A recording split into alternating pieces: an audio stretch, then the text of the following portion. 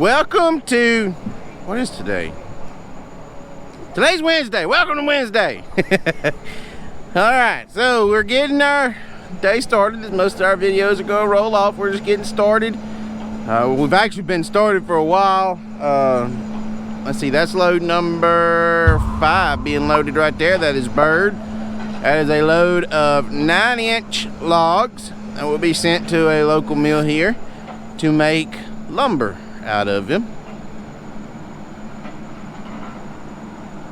So if you ever buy some lumber and on the end of the little stobs there they have a tag that says, I believe it says like Leesville Lumber, and you'll know that they possibly come from this job. If you ever buy some OSB board and it says made by Royal Martin, that also very well come from this job. So it's trying to rain. We got some extra loads today to get. We're going to focus on getting our logs hauled off today, and in case we can make some more logs, they'll get, we'll have some extra loads on that. We do have an extra load of pulpwood today to get. We're going to run 4 trucks today instead of 3. Iceman is back. His truck had been down. He dropped a valve. I forgot to tell y'all about that. But that's why I ain't been seeing Iceman in any of the loading videos here in the last, I think he's been down over a week now. I think. But, so yeah. That's that. It's trying to rain. Just trying to get some trucks out.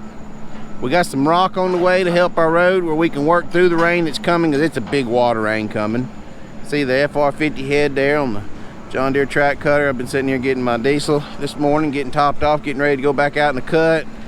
I think I have, in this patch here, I have a couple of days left, maybe. I'm fixing to go right over there where those big cluster of trees are, and I'm fixing to, I don't know if I'm gonna start right there, if I'm gonna actually go across my SMZ I got across and get back there and get into it and get it knocked out. But so on the FR50 head real quick,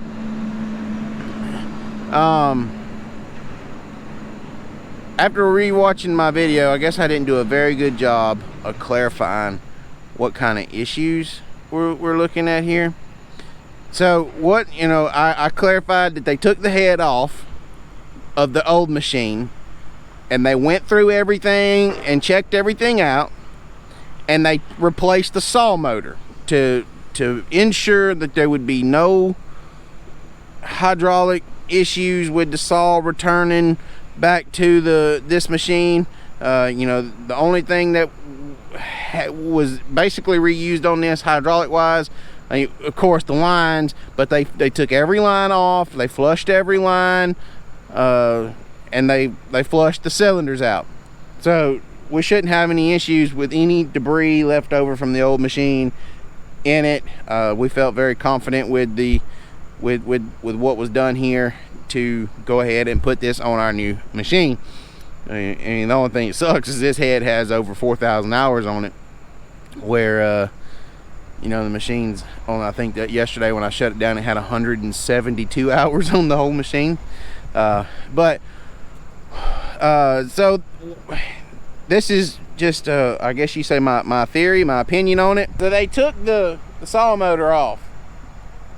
When we sent it to them, we checked it, and a John Deere service tech checked it for us in the field out here and insured us, and we checked it ourselves and was pretty confident in ourselves as well that the saw bearings had 0 slack in them. They were still perfect tight, like a brand new machine supposed to be.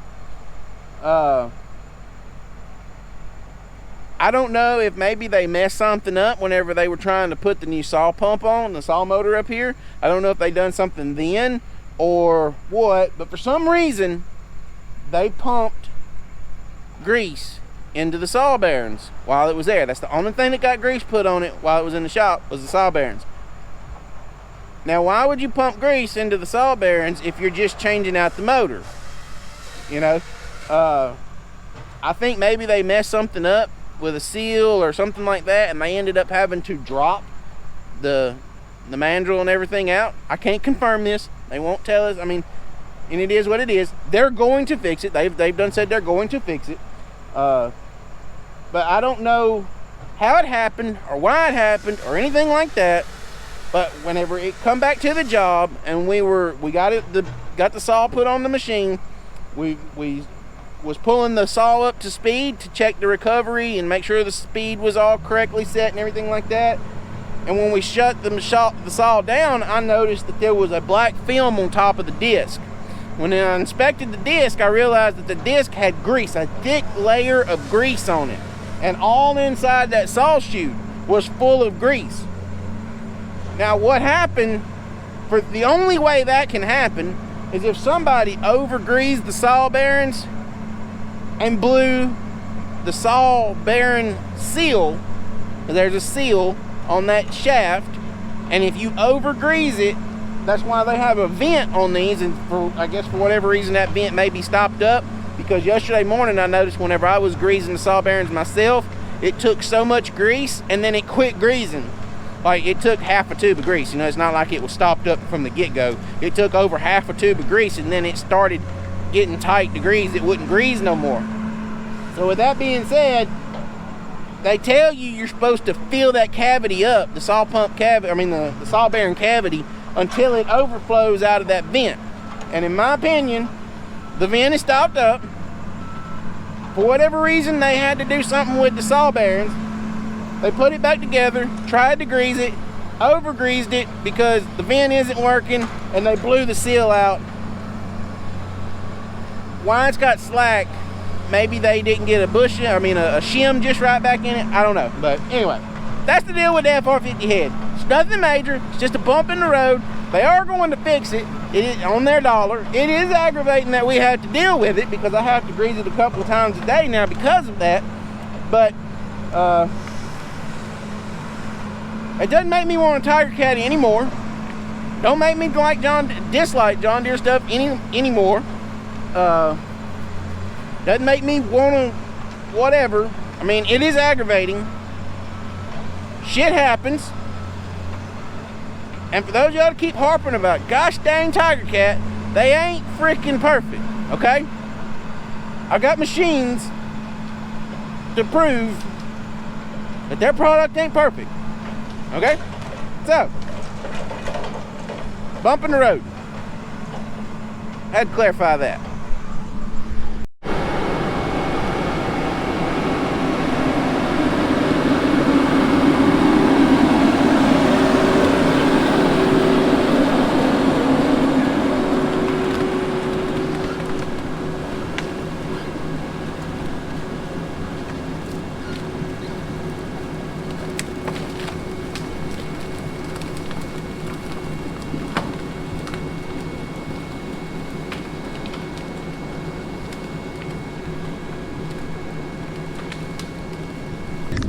In the SMZ, I'll swing y'all around and show y'all here.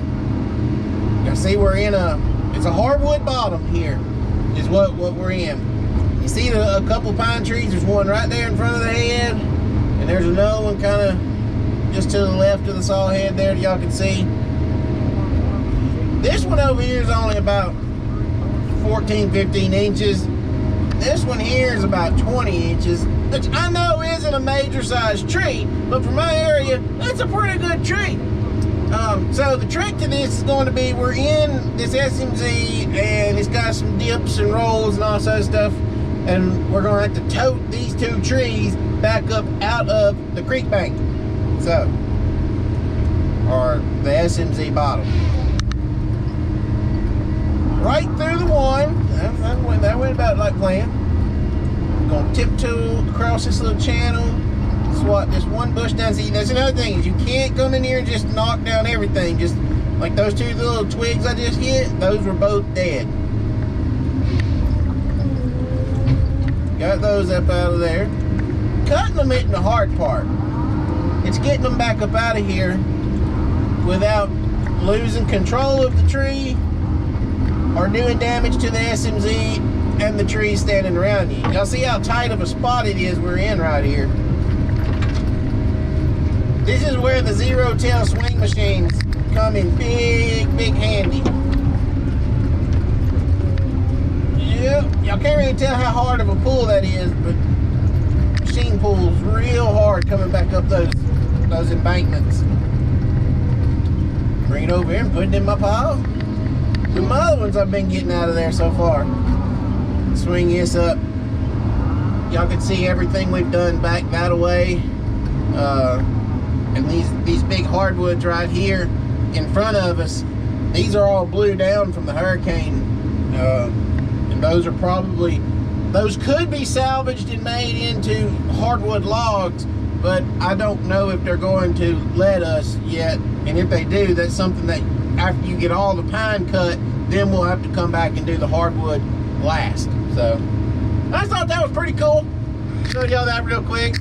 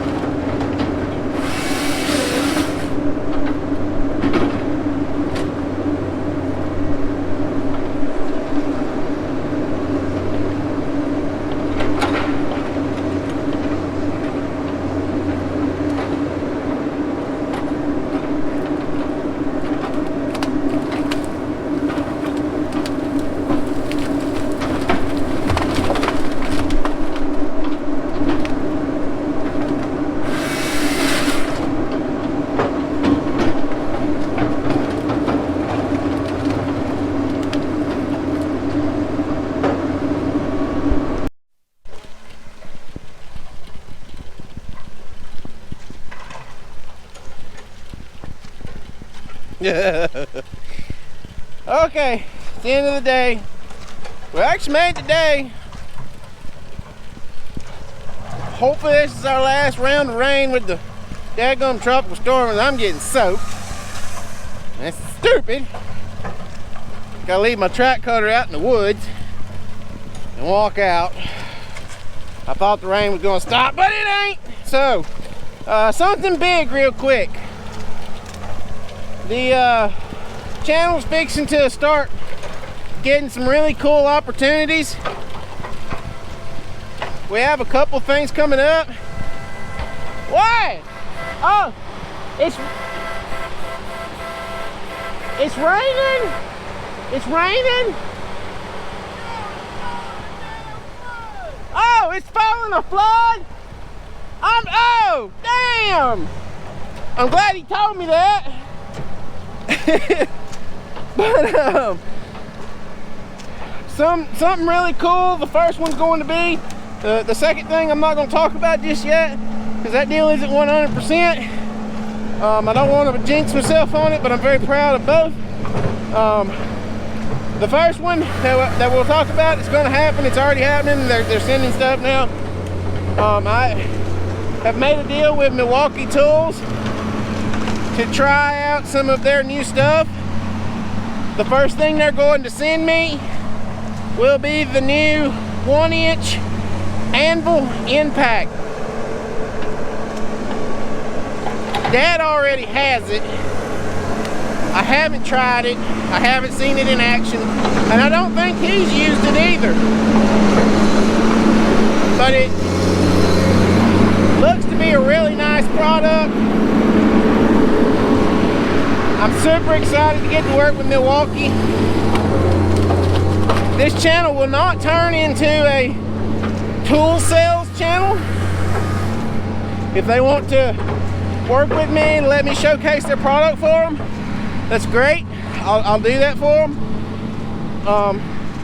But I'm not going to turn into like some of the other channels that's out there where they do nothing but talk about Milwaukee this, Milwaukee that.